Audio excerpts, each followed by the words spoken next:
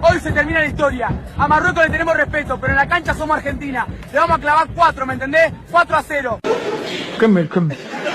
¿Qué? ¿Perdemos la final? ¿Estás loco?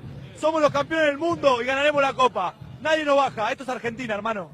¡Vamos de Chilo! ¿Quién es Marruecos? Los aplastaremos. Campeones del mundo, Argentina es invencible. Sin duda ganaremos.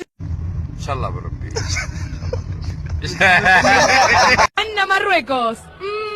Los despertaremos de su hermoso sueño con 5 goles. Disfruten del segundo puesto. No te creo. No te creo.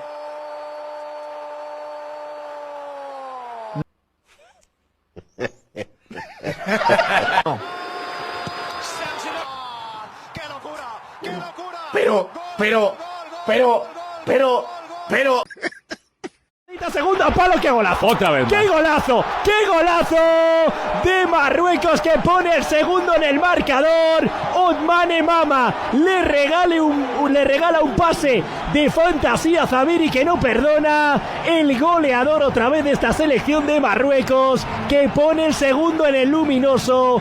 Como lo hizo Othmane Mama, que por la derecha entró con espacio. ¿Cómo vas a dejar que pierda Argentina? ماذا دهاك يا إنفنتينو؟ كيف تسمح للأرجنتين بالخسارة؟ لقد كنت حليفنا.